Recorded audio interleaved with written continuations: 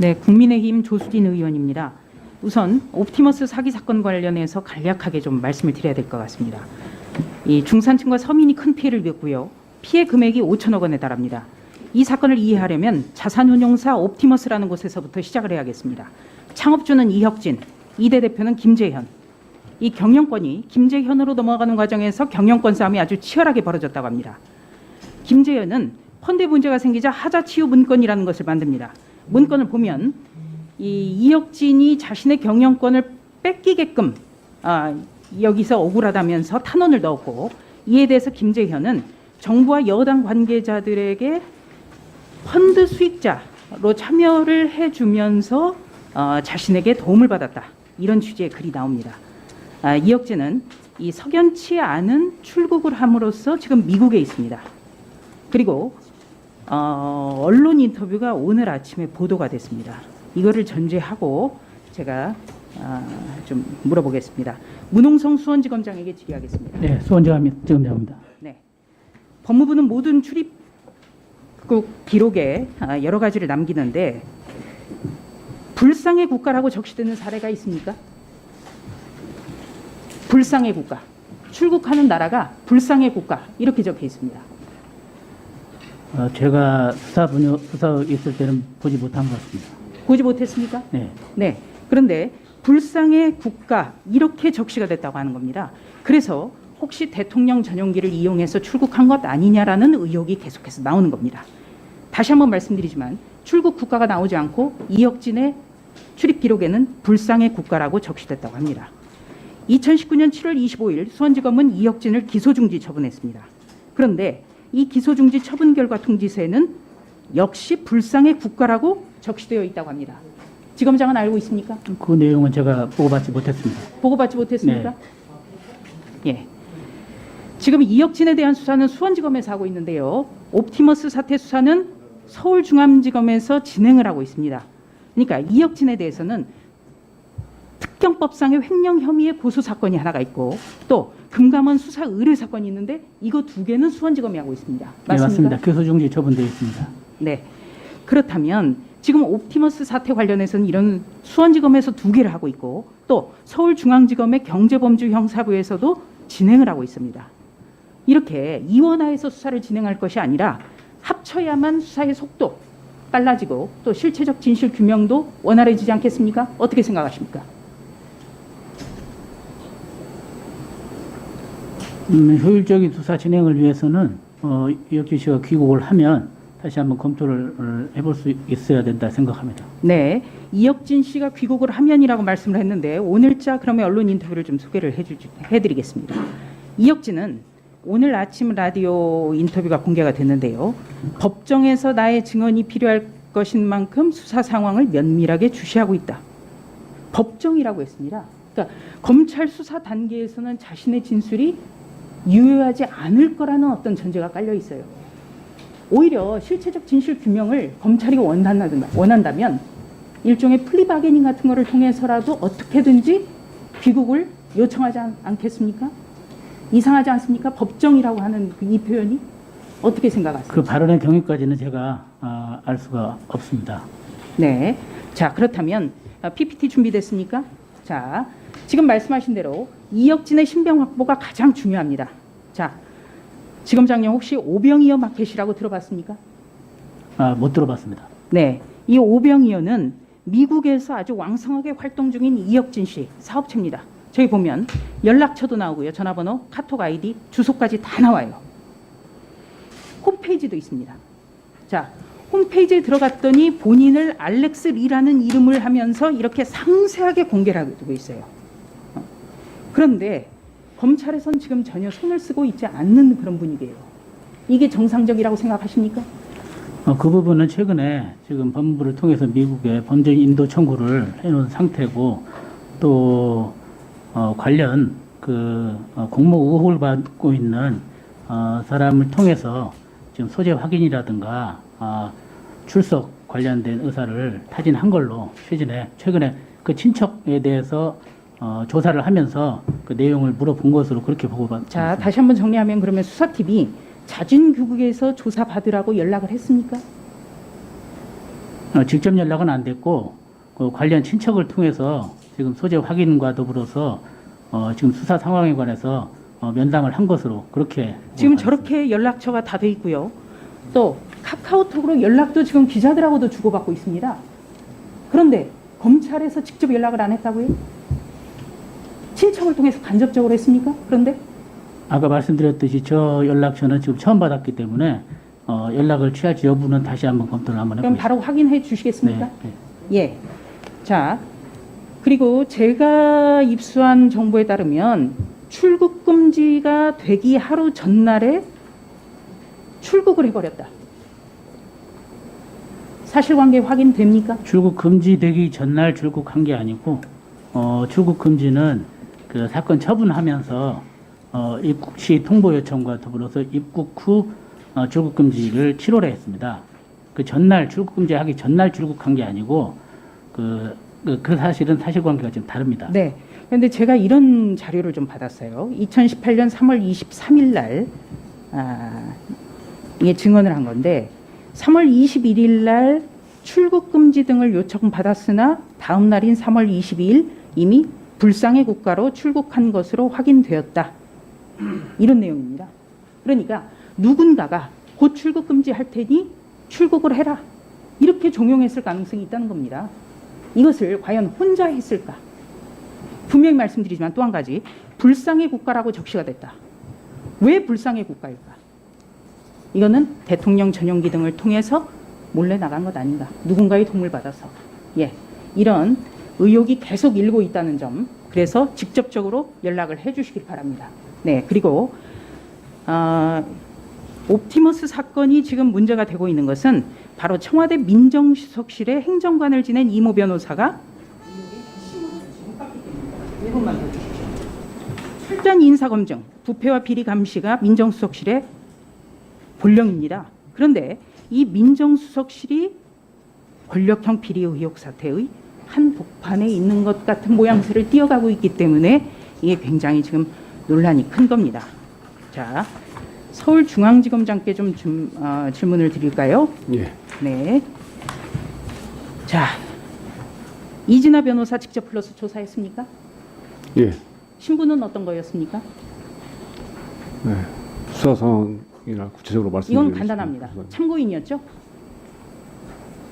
참고인이었죠? 왜냐면 언론 보도에 참고인이라고 다 나왔기 때문에 제가 여쭤보는 겁니다. 저희가 특정인이 수사 대상인지 수사 여부 상황은 말씀드릴 수 없습니다. 네, 언론 보도에서 계속해서 참고인이라고 되풀이해서 반복돼서 소개가 됐습니다. 자, 그렇다면 옵티머스의 자금 세탁 회사로 알려진 셉틸리온의 주식 50%를 소유한 대주주이고요. 또 옵티머스 주식 9.85% 차명으로 보유하고 있던 주주인데 참고인으로서 불러서 조사를 했다는 건 상식적으로 이해가 되지 않습니다. 어떻게 보십니까? 의원님 말씀 거듭 말씀드리지만 특정인에 대한 수사 여부라든가 수사 상황은 구체적으로 말씀드릴 수 없음을 양해해 주시기 바랍니다. 네, 마무리해 주십시오. 부인하지 않으시죠? 그런 감정에 관한 문제이 있습니다. 참고인이었다는 거 부인하지 않으시죠? 거듭 말씀드리지만 의원님께 거듭 말씀드리지만 특정인에 대한 수사 여부라든가 수사 상황은 여기서 말씀드린 부적절함을 말씀드립니다. 네, 옵티머스 사건의 가장 중요한 핵심 의혹의 당사자를 참고인으로 조사했다는 언론 보도에 대해서 부인하지 않았다는 점 정리하고 마치겠습니다. 그냥 정권 말 잘 듣는 분들 중앙지검 다 여러분들 앉아 계시잖아요. 여러분들은 권력이 잘 보여서 출세할지 몰라도 우리 검사장님들 국정감사 받으시느라고 수고 많으십니다. 사실은 우리 국민들이 또 참담한 요즘 사건에 또 직면하고 있습니다. 라인펀드 사건은 1조 6천억 금융펀드 사기 사건입니다. 옵티머스는 5천억입니다. 엄청난 국민들의 그 돈이 이 사기꾼들 손으로 들어간 거죠. 우리 중앙지검장님 그렇습니까? 예, 그렇습니다. 그 사람들이 이 돈을 다시 찾을 가능성은 없는 거죠. 저희가 기소한 후에 피해 회복을 위해서 피해 재산 동결 등 최선의 노력을 다하고 찾아집니까 이게? 못 찾잖아요. 제가 이 말씀을 드리는 거는 저는 이 두 펀드 사기 사건이 로비로 성공했다고 저는 봅니다. 예. 라인 펀드만 해도 피해액이 1조 6천억인데 이미 작년 5월부터 금융권에서는 이게 벌써 부실 문제가 노출이 됐었습니다. 그러니까 이 지금 전주인 김봉현 씨가 주고받은 문자가 작년 5월 말이죠. 5월 26일하고 6월 5일 주고받은 문자 보면 금감은 청와대 민정, 정무 전부 다 자기 손에 다 있다고 이야기했어요. 그런데 실제로 일부 수사한 내용이 나온 게 금감원에서 청와대 파견된 행정관은 4,900만 원으로 이미 1심 4년 선고받고 구속되어 있습니다. 거기다가 청와대 강기정 정무수석 5천만 원 전달했다는 이야기가 최근에 또 나왔잖아요. 법정에서 진술을 했죠. 그럼 저는 이걸 보면서 성공했다, 로비가. 왜? 금감원에서 작년 10월 달에서 겨우 검사를 시작했는데 그 검사하고 나서 발표를 안 해요. 그 발표를 안 하고 있다가 사건이 불거지고 나서 올 2월 달에 했어야 겨우 중간 발표를 합니다. 응? 근데 그 당시 초기에 좀 대응이 빨랐으면 국민들에게 이 피해를 좀 줄일 수 있었다. 저는 그런 측면에서 이야기하는 거예요. 그런데 이 금감원에서 청와대 파견된 공무원, 행정관, 그 당시에 우리 최강욱 공기관 비서관이죠. 그것을 감찰을 했는데도 무혐의로 덮어줬다고. 저는 이것도 성공했다고 보고 있고 로비라고 보고 있고. 그 다음에 청와대 고위직 정무 민정에 전혀 수사가 안 이루어졌어요. 그 사이에 어떤 일이 벌어졌습니까? 주범들은 다 도망가 버렸어요. 그렇죠? 지금 다 도피 중이죠. 거기 우리 남부지검 지검장님, 네. 지금 그 2천억 투자받았던 에스모 이모 회장, 또 2,500억 투자받았던 메트로폴리탄 김영홍 씨 다 도피 중이죠. 예?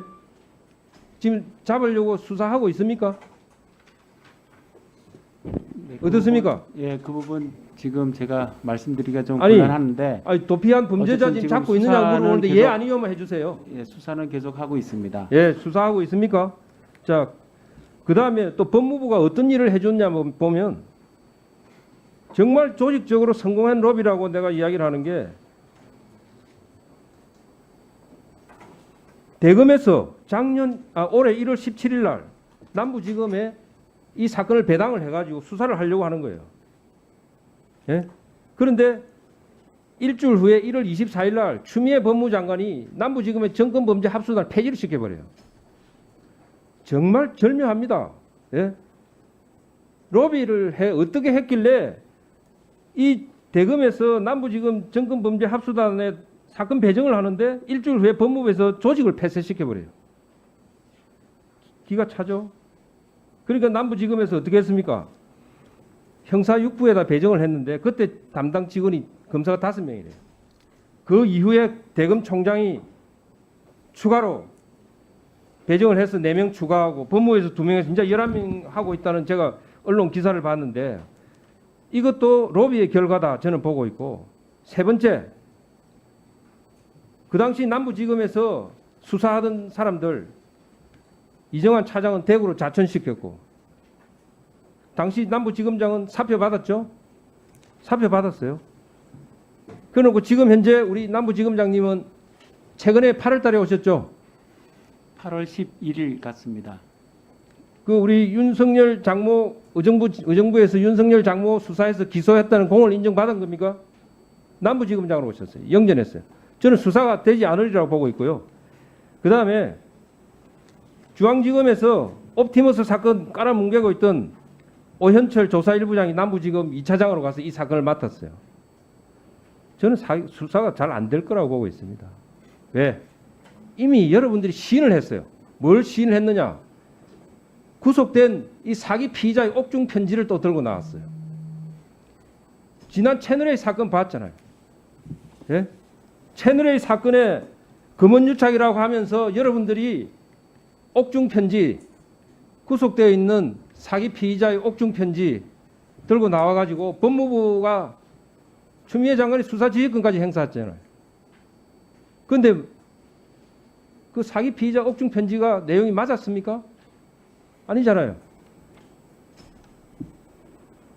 지금 다시 여러분들이 구속된 사기 피의자의 옥중 편지를 들고 나와서 언론에 흘리고 지금 하고 있습니다. 여기에 법무부가 또 화답하죠. 즉시 감찰해라. 감찰하고 어제는 성명까지 발표했습니다. 제가 보니까 거의 준 수사지휘권 비슷한 거예요. 예? 윤석열 총장 연루된 거 아니냐? 윤석열 총장이 지시도 안 했다. 뭐 이런 식이에요. 그래서 저는 이 국민들 피 같은 돈이 사라진 이 금융 사기 사건, 저는 여러분들이 무슨 말을 해도 수사가 쉽지 않을 거다. 왜? 또 한 가지 더 있어요. 일 잘하고 수사 잘하던 검사들은 전부 지방으로 다 자천시켰잖아요.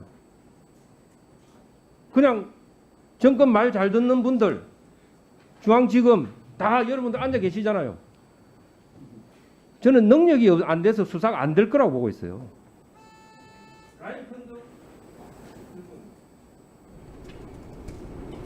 저는 이런 생각을 해봤어요. 추미애 장관이 올 1월 달에 취임하고 나서 사기 피의자를